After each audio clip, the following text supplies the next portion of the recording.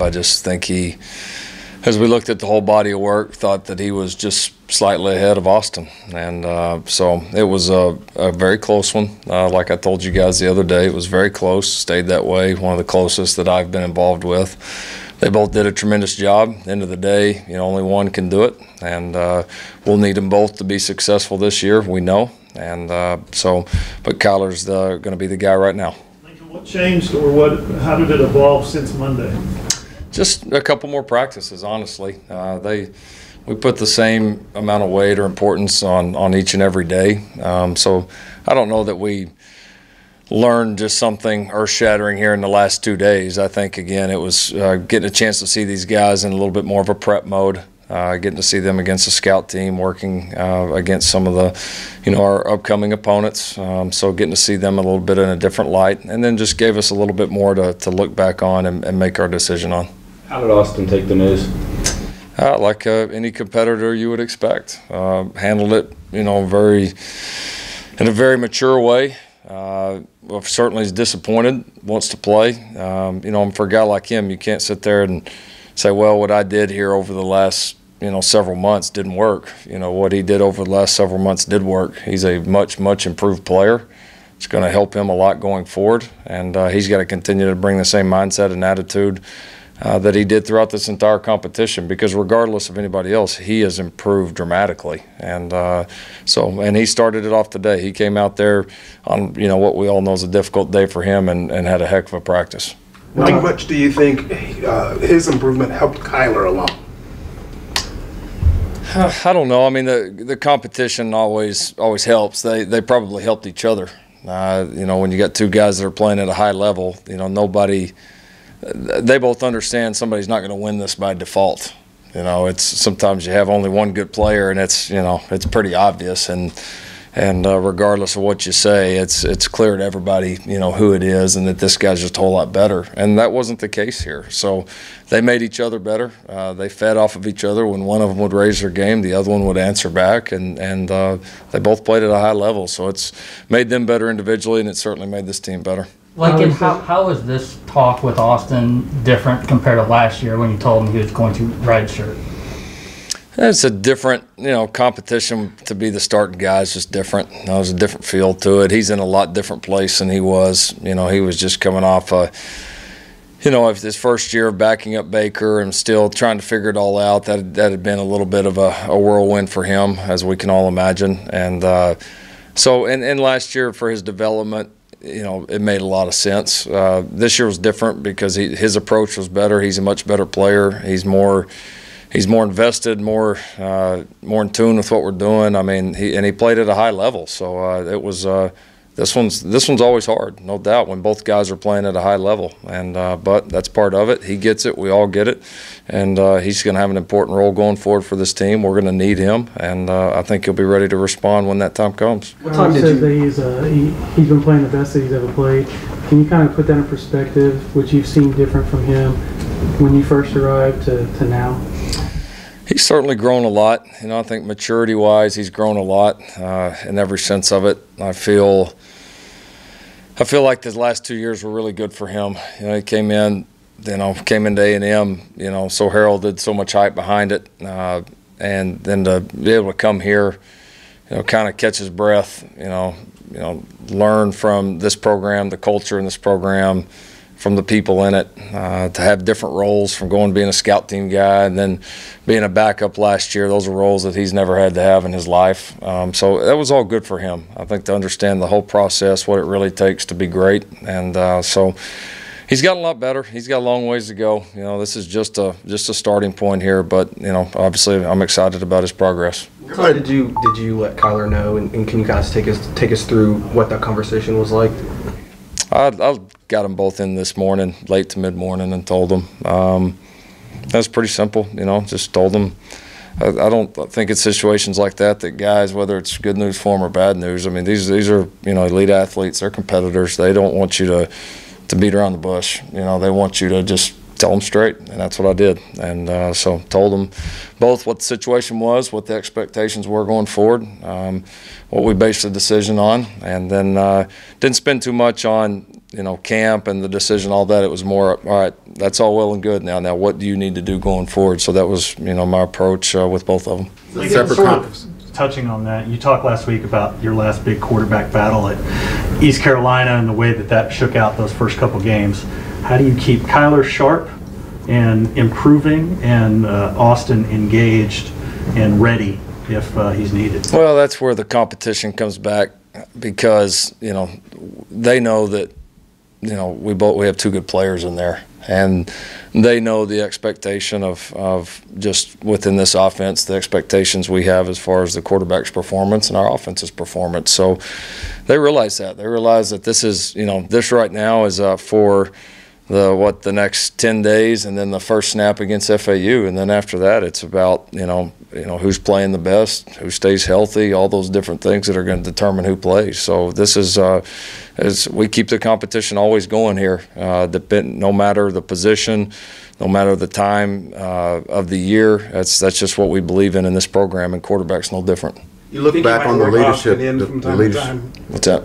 Do you think you might work Austin in from time to time, given the fact that the race was so close?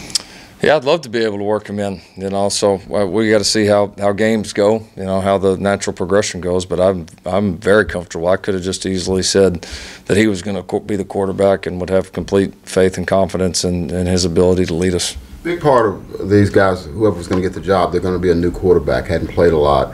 And a lot has made the last few years about Baker's leadership with the team. Looking back, how much did coaching have to do with Baker and his leadership style? How much will it deal with Kyler and his style of leadership with the team? Well, it's different. Their styles are different, and everybody's styles are different. But the key is how somebody would lead last year's team and how somebody would lead this year's team are different. The team dynamic is so different. And, being a quarterback is, you got to be what your team needs you to be in those moments. And part of it is knowing your team well enough to figure that out. And so there's things that these guys both do well as leaders. There's things Kyler does very well as a leader. There's things he's got to grow on, just like all the young quarterbacks that we've had. But I'm confident in his ability to lead our group and to do his job. And he's got to do a great job, like all of our players, like me as a head coach, of figuring out how this team needs to be led and what's the most effective way to do it. He's so fast that it's, when you talk about him, it's hard not to focus just on that speed, but he's shown you that he can really throw the ball. I mean, obviously he couldn't quarterback here if he didn't throw the ball. It seems like nationally a lot of people miss that he's been a pretty good throwing quarterback for you, hasn't he? Yeah, you said it. Guy wouldn't be able to play here, nor would we recruit him here if we didn't think they were going to be a good enough thrower. It starts with that, and it starts with the ability to lead, and it starts with the ability to throw the football, and everything else is all well and good, but our guys are going to have to be able to do that. So he's going to get his chance. People can say this or that, but he'll get his chance to show what he can do. Bob used to tell us in these competitions that the guy who makes the fewest catastrophic mistakes is usually the one who wins the competition. Does that stand for this as well? And where do you measure that? Where do you assess that measurement? Oh, it's absolutely a big factor. Just because you can't win championships and you can't win big games. Making those huge mistakes, and those are the ones in large part we've been able to avoid here for the last several years, and that'll be key going forward. It was certainly an important part of this competition, but it was not they were close enough in that respect that it was definitely not a differentiating factor. Lincoln, how do you moving forward, how do you kind of have to manage expectations? Because, you look at Baker's start, he was good against Akron, but it really took that second half of Tennessee before he kind of started becoming who he was as a quarterback in this offense. Do you kind of have to manage, any kind of frustrations you might have early on with Kyler? Well, we're in a different time and place, but I do think it is important, for all of us to keep in perspective. You said the second half of Tennessee. It's really the second half of the fourth quarter and overtime, and then we had a couple games. I think we played Tulsa here, and he played pretty good. Didn't play well at Texas. Really the first half of that season was just okay offensively, quarterback, all the above, some great moments, some not great moments. And second half of that season's where he started to take off. But then again, he was also dealing with, a brand new offense at the time, as were all those other offensive players. So our expectations are high. We've got good players around these guys. These guys are good players. Our expectations offensively, I would say, are right where they've been here for the last couple of years. Who've asked you about mistakes, Lincoln, and the last time anyone saw Kyler consistently at quarterback, he was still making them at A&M. Was that a case at that stage of his career of a supreme athlete still trying to figure out the position? I don't know. Last time everybody saw Baker before he played here, he made a bunch of them too. Right, and the growth was obvious in his case. I take it you see the same potential for a curve. Sure. No, it's hard for freshmen to play at this position. No question about it. It's doable. You see some guys across the nation having some degrees of success. Most of them don't have the leeway or put as much on them, that we do offensively. But yeah, I think Kyler's certainly grown. I haven't paid a whole lot of attention to what he did at A&M, other than when I looked at him before we brought him here. But I'm happy with his progress. I think he's quite a bit different than he was then. Did you notice Kyler carrying himself differently today, officially knowing that he's a guy? No, not really. I mean, he's kind of his own guy, and they need to be. And I think he's worked hard to try to lead here, and will continue to do so. But no, I'm sure. I probably felt a little different to everybody out there, for the first day, but that's just a first day thing, and tomorrow it'll be back to business as usual. How's this going to help you as an offensive coordinator, knowing who your quarterback is going the opener now? Well, it helps, but also, we're one snap away from in a lot of different situations of playing with the other guy, and then I think also, luckily enough, I've had these guys here now for multiple years, and so I feel like I've got a good grasp on what they're comfortable with, what they do well, what they don't. Well, I'll continue to learn about them. We will as a staff, but it's not like it's two new guys rolling in here. So I think we've got a pretty good grasp on what they can do well and how we can tailor it best to fit both of them. Along those lines, you've talked about that tailoring to the quarterback. Now you have the player. How does that kind of make it easier for you now going into the season? Maybe open up the offense more than maybe you had it during fall camp at all? And how does that make you feel going forward? Makes me feel fine. I mean, somebody's got to play. I don't know opening up the offense. I mean, we've been pretty wide open here for the last few years, so we're going to try to keep scoring some points, try to do the best we can each and every week. I don't know that we ever feel like, well, all of a sudden we're just opening it up. It's just more of, what do you have at a certain time? What's going to be the best strategy and scheme to help us score points to try to win this game, and whatever that is, we do it.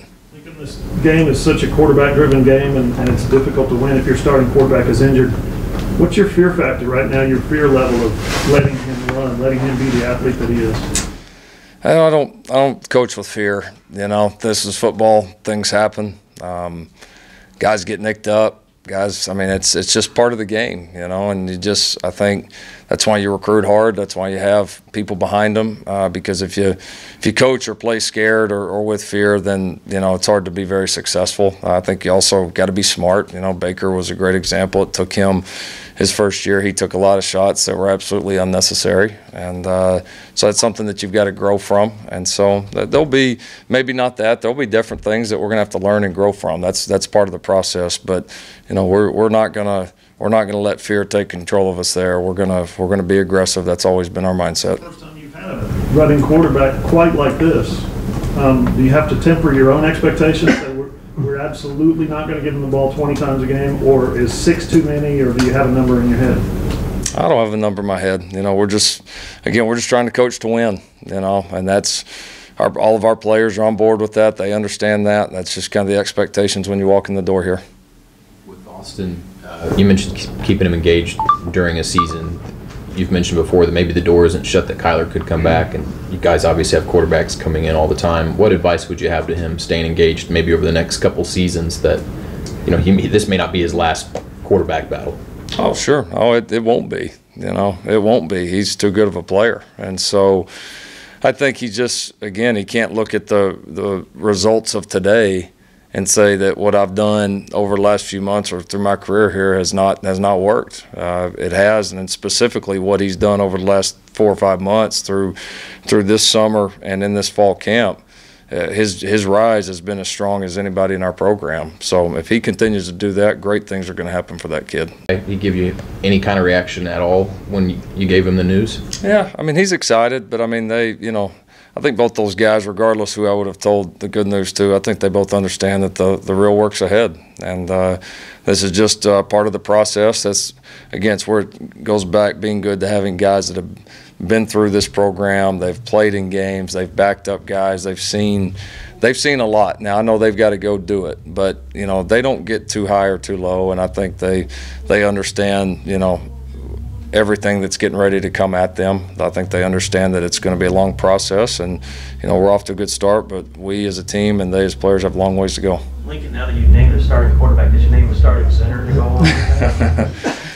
Not yet. We're not yet on that one. That one's a little bit easier to play out just because of the nature of the position, a little bit easier to play out. So still a great battle, but not ready yet.